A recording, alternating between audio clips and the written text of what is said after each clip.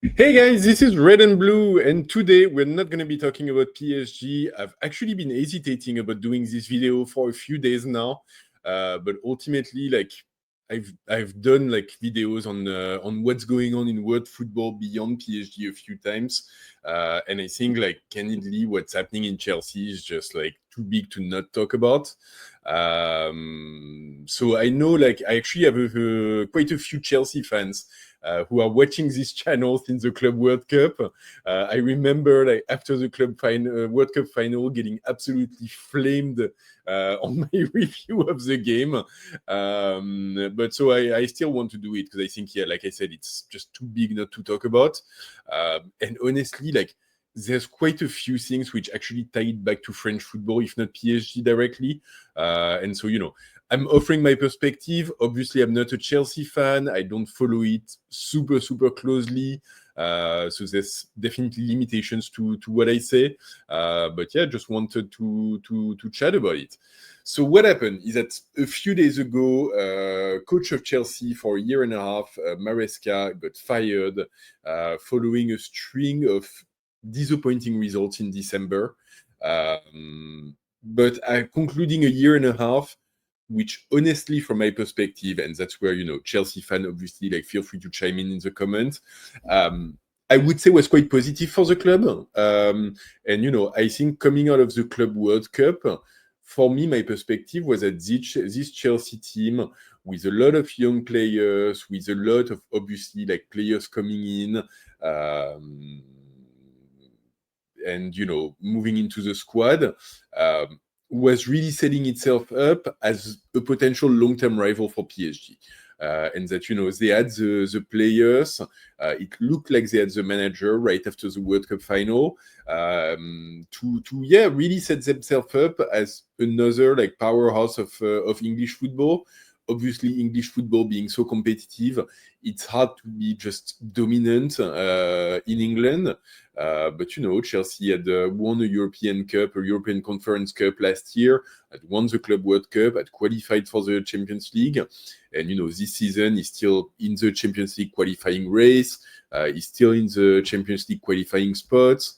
So it looked like a team that was progressing, and that was moving out of the last few years, which had been difficult sportively in terms of sporting results. And so, yeah, was on a positive trend. And I think, uh, tactically, we all agreed, myself included, that the final of the Club World Cup, Maresca's approach was actually like really spot on, and the way that he saw and really like leaned on and built on the flow of PSG in the back of Nuno Mendes, and in that space between Nuno Mendes, Beraldo, and Fabian Ruiz, was really spot on, created endless trouble for us. And, in the end, like Chelsea got a 3-0 win, which was very well deserved. And, which I think tactically really showed a lot of finesse from Maresca, and really, showed his credentials as a first-rate coach. Because when he came to Chelsea initially, like he wasn't coming out of nowhere, but he wasn't like a first-rate manager by anything. I'd never managed a top-tier team. He was coming out, I think, Leicester, moving back Leicester from Championship to Premier League, which is good results, but it's not, he hadn't won a Champions League or like anything like this. And so progressively, he managed to settle himself into the role. He managed to introduce the concept that he wanted to put in place, a 4-2-3-1 that really developed and built into an interesting tactical development. He had a few interesting calls of moving Reece James into midfield, developing Cucurella. I think the midfield pair of Caicedo and Enzo Fernandez really developed under him. So there's quite a lot of positive to put against his name, and I think for me, like the last thing of it as well is that I think so far this season, there's been quite a lot of inconsistency. If I look at this Chelsea team, there's been really interesting, great results. So, like the win against Barcelona really comes to mind. Obviously, the win against Paris in the summer was another one. But at the same time, it's a team that was prone to sometimes disappointing and sometimes dropping points or like having defeats that they shouldn't be having. So the game against Atalanta in the Champions League, and more recently in December, yes, they had a string of bad results with draws against Arsenal and Newcastle and Bournemouth, a defeat against Leeds, and like that game against Atalanta as well. So a lot of disappointing results, and like it's back and forth because in November, like the team was really kicking in on all cylinders. Maresca actually got the prize of Manager of the Month in the UK. So clearly, like his month of November was absolutely top notch. And then all of a sudden in December, he has some disappointing results and he's out. And even then, like if I'm honest, like I know that if you go into details, like, and I've seen it, like a lot of Chelsea fans were complaining a lot because sometimes like his tactical adjustments didn't really make that much sense because sometimes they felt like he wasn't making the right substitutions at the right time, and there were like some really like questionable choices that could be directly laid out at his feet. I'm not a Chelsea fan again, so I'm not gonna go into like all of the depths of it. Obviously, like if you're interested, I'm more than happy to link you to some great Chelsea content, so you can go into it a bit deeper. But I think on a high level, like it's funny because I always think, and like when I talk about PSG, I really try to think about this: is that when you're a fan of the team, you're actually sometimes like the worst placed person to actually like be thinking about what's going right and what's going wrong, because yes, it's massively frustrating when you're dropping points and having defeats that you think you shouldn't be having, and you see your managers make decisions that you think he shouldn't be making. At the same time, you need to think of the overall trend, which is extremely complicated to do given the culture of immediacy that world football lives in. But also we need to admit that there's lots of things we do not know about what's going on in training, about what's going on in the locker room, about what's going on behind closed door, the medicals, the thing, like there's tons of things that we just don't have access to as much as we would want to. And so we can make hypotheses and criticize and talk and pundits and so on. But yeah, like people are in charge, and at some point they make the best calls that they think they can make. So in this case, it's hard because I do feel that Maresca is definitely not a bad coach. I definitely, despite the last results, don't think that he was in a bad shape in Chelsea. It didn't feel for me like there's a few reasons for a manager to be fired. And let's be honest, it happens day in, day out in world football. So there are scenarios where, it happens, it's fine, it's necessary and justified. When the coach loses control of the locker room, doesn't seem to have happened there, as far as we know. At least, like, correct me if I'm wrong, but I haven't seen anything suggesting that. When, like, at the not necessarily at the end of the season, but at the end of an extended period of time, it's very clear that the team and the managers aren't reaching the objectives that can be reasonably put in front of them. Because obviously every top club wants to win every trophy out there. Obviously, only one does. So you've got to also balance out your goals with the reality of it all. Could Chelsea be in a better position than where they are right now? Yes, you could argue that they could be a bit higher up in the Champions League ranking. You could argue that they could have a few more points in the Premier League. At the same time, like, I'm sorry, but from my very external point of view, there's still question mark about their line of attack, and I think some of their summer recruits, after having, a really incredible start over the summer, kind of quieted down and came back to their more regular level.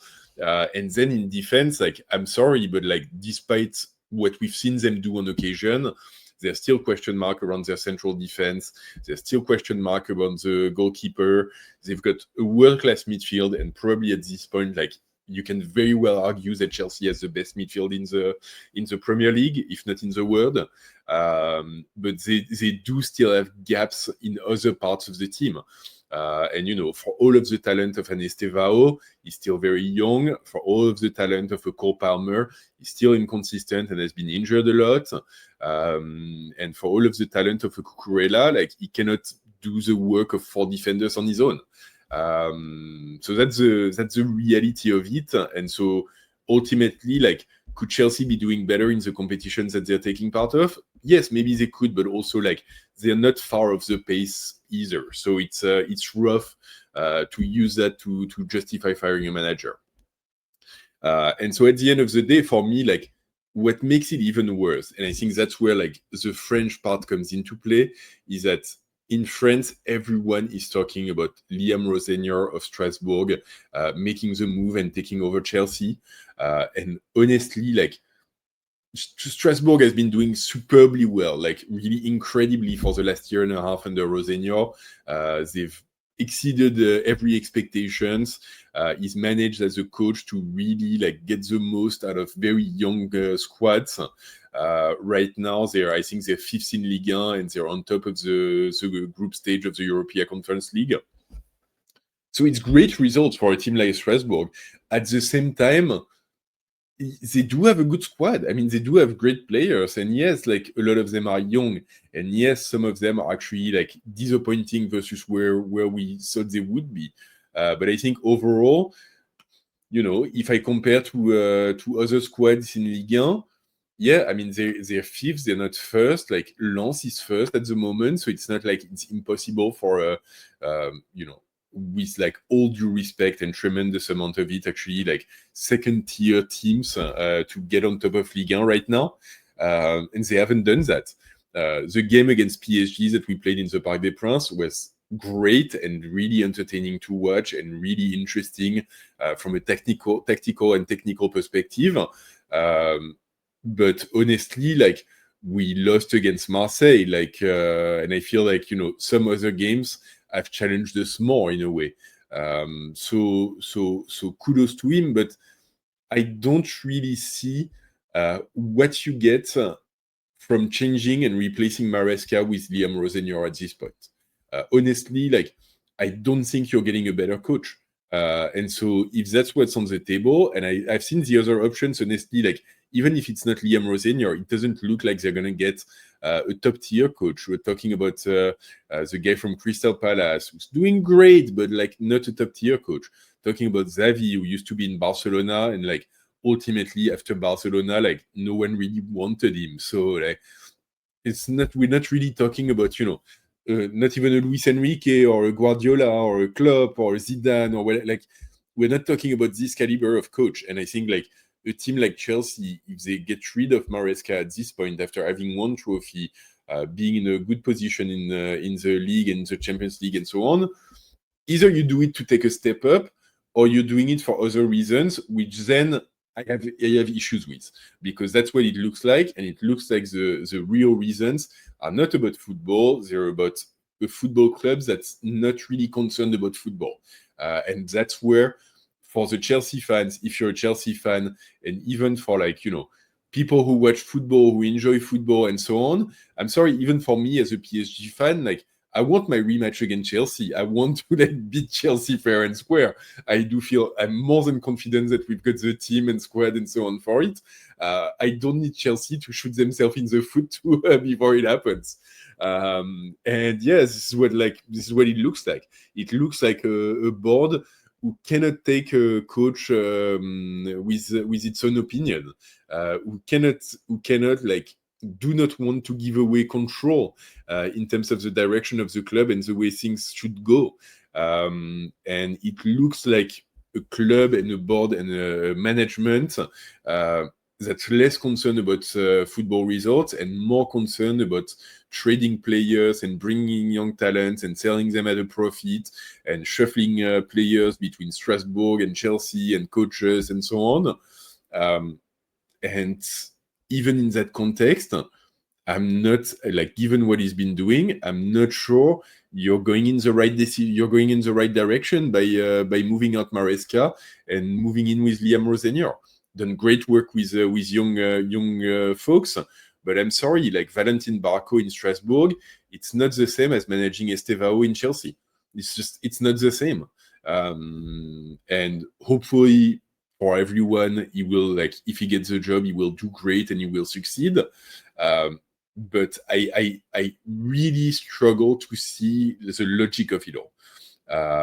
And ultimately, from an external football fan perspective, it really looks like what everyone hates about, like, owners of multiple clubs and the way those things can be managed, of just like very opportunistic, short-termist, control freaky management that has very little to do with football and everything to do with ego and with money and with power.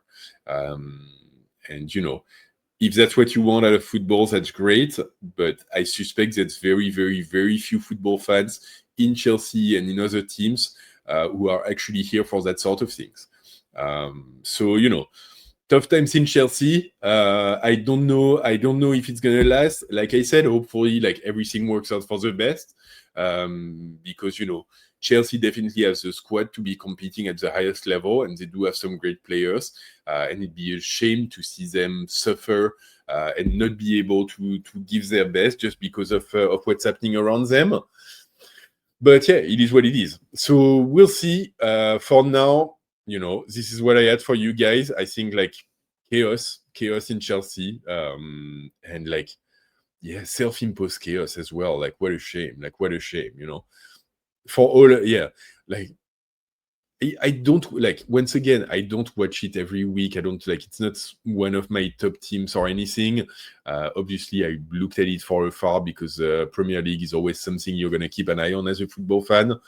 But coming out of that game that we had in the Club World Cup, coming out of, like, yeah, like, it really, really, really looked like that was a team and a club that was coming together. And so it's a bit bittersweet to see it fall apart like that. Hopefully a reminder for everyone else, like, to not take things for granted. And for us PSG fan, when I hear people complaining about, like, oh, Chevalier is horrible and we need a substitute for Hakimi, and Luis Enrique, what is he doing playing youngsters? Yeah, take things with a pinch of salt, and let's be happy about what we've got once again. 6 trophies last year, we're still doing well. Let's be happy about this and remember that. Anyway, speaking about PSG, we've got Paris FC later on today.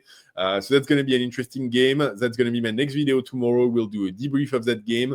In the meantime, please subscribe to the channel if you're a PSG fan, or if you're a Chelsea fan, or if you're a football fan in general. I do 90%, maybe more, PSG content, but I do slip in world football topics once in a while when there's stuff to talk about. And in any case, like, if you've made it this far, please drop a like for the video.